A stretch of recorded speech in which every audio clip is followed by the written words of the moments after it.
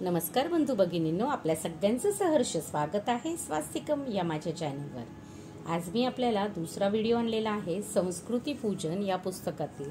या पुस्तकामध्ये आपल्या संस्कृतीबद्दल पूर्णपणे माहिती दिलेली आहे।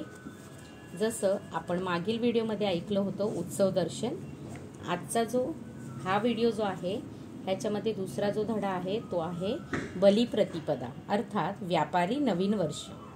कार्तिक शुद्ध प्रतिपदेपासून विक्रम संस्कारावरील नवे वर्ष सुरू होते, म्हणून त्या दिवसाला संपूर्ण वर्षाची प्रभात मानतात। ज्याचा वर्षाचा प्रथम दिन मंगल, त्याचे संपूर्ण वर्ष मांगलिक। मानसशास्त्रीय दृष्टीने देखील first impression is the last impression. नवीन माणूस, नवा दिवस किंवा नवीन वर्ष यांची जी पहिली छाप आपल्यावर पडते तिचे स्मरण कायम राहते।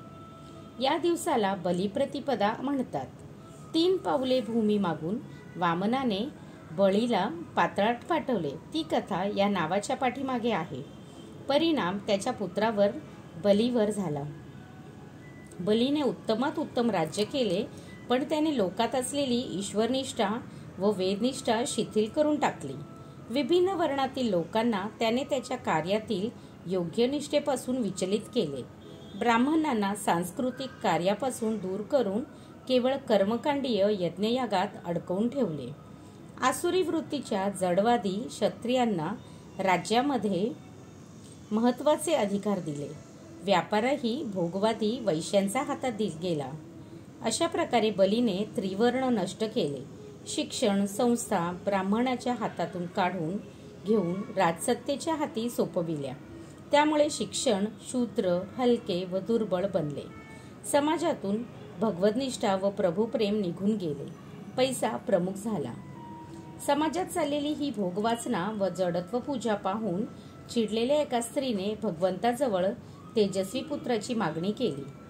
अदितीच्या निष्ठेने व कश्यपाच्या तपश्चर्येमुळे भगवंताचे अदितीच्या कुशीत जन्म घेतला, तोच हा वामन। वामनाने लोकजागृती केली। सांस्कृतिक विचार घेऊन तो घराघरात फिरला। विष्णू बनला, व्यापक झाला, म्हणजेच वामनाचा विराट बनला।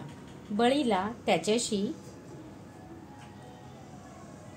समझोता करावा लागला। वामनाने 3 शर्ती पुढे केल्या। शिक्षण संस्था ब्राह्मणाच्या हातात द्याव्या, राज्यकारभार ईश्वरवाडी क्षत्रियांकडे सोपवावा, धंदा रोजगार ईश्वराला मानणाऱ्या सात्विक वैश्यांच्या हाती द्यावा। ही 3 पावले भूमी या मागणीने बली खलास झाला। त्याने स्वतःच्या अस्तित्वाविषयी शंका प्रकट केली, तेव्हा भगवंताने त्याला पुष्कळ धनसंपत्ती दिली।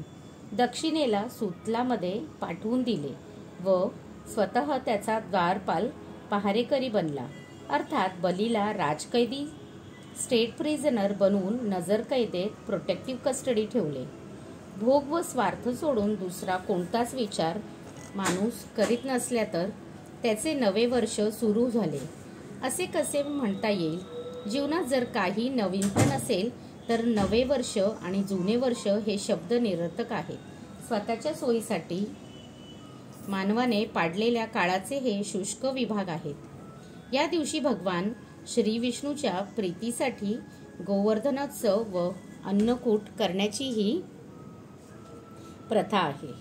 भागवतात सांगितले आहे, एकदा कार्तिक महिन्यातील शुक्ल प्रतिपदेला भगवान श्रीकृष्ण गायी घेऊन गोपाळासह वनात गेला होता। त्या वनात गोपाळ आनंदोत्सवात नाचत होते। ते पाहून त्याचा श्रीकृष्णाने विचारले, उत्सव क्रियते कस्य देवता का च पूजते?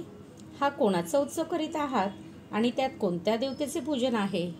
गोपाळांनी उत्तर दिले, अनावृष्टी व दुष्काळ यांच्यापासून वाचविण्यासाठी आम्ही वर्षानुवर्ष वृत्रहंता इंद्राचा उत्सव साजरा करीत असतो। समाजात चाललेला आलेली ही सत्ताधीशासाठी पूजा कृष्णाला आवडली नाही। त्याने लोकांना इंद्रपूजा सोडून देऊन गोवर्धन पूजा करण्याचा आदेश दिला। या दिवसापासून गोपाळांनी इंद्रपूजा सोडली। कृष्णाच्या आदेशानुसार गोवर्धन पर्वताची पूजा सुरू केली। आपण ही नव्या वर्षापासून जुन्या रूढ चाकोरीतील बाहेर आले पाहिजे। भगवान म्हणजे भद्ररूप होऊन महापुरुषांचा आदेश झेलून जीवनामध्ये नवीन रस्ता स्वीकारला पाहिजे। तर आपले नवे वर्ष सार्थकही लागेल. नवे वर्ष म्हणजे नवे संकल्प करण्याचा दिवस, नवीन निर्णय घेण्याच्या मार्गात पुन्हा कटिबद्ध होऊन पुढे जाण्याचे दिवस. नव्या वर्षाच्या पहिल्या दिवशी नवीन निश्चय करायचे, नवे निर्णय घ्यायचे, नवीन ध्येय स्वीकारून पुढे जायचे. यांचे नाव नवीन वर्ष. जुने राग द्वेष विसरून जाऊन नव्या वर्षापासून माणसाने नवा व्यवहार सुरू केला पाहिजे.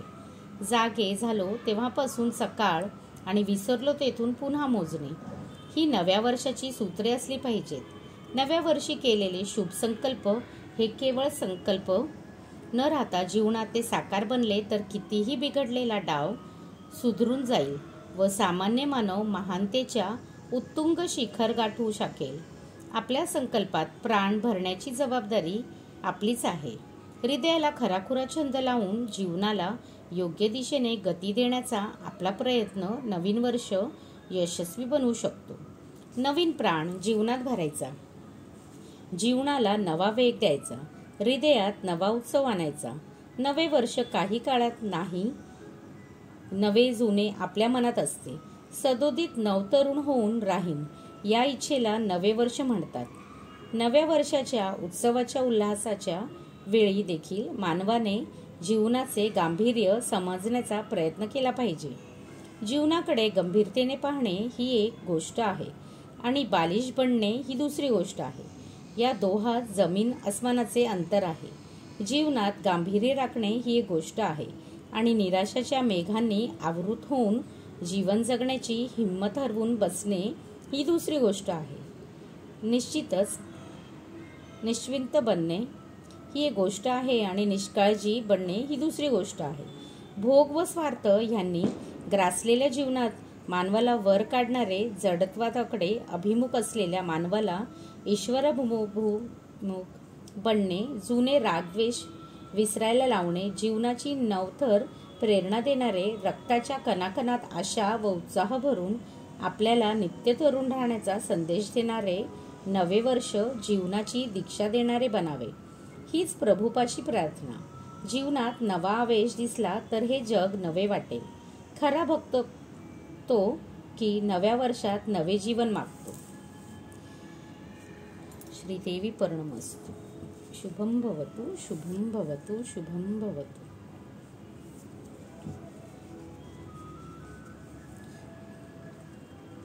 आपल्याला जर खरंच माझा व्हिडिओ आवडत असेल तर आपण नक्कीच माझ्या चॅनलला सबस्क्राईब करा आणि आपल्या आप्तजनांबरोबर हे शेअरही करा. कारण आपण जितक्या चांगल्या गोष्टी, कारण बरेच सारी आता जी नवीन पिढी आहे त्यांना माहीत नाही की आपण कुठलाही सण जो सण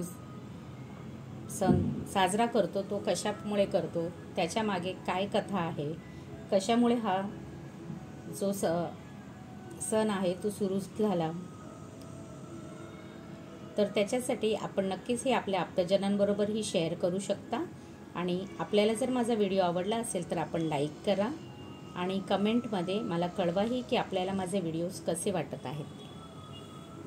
धन्यवाद.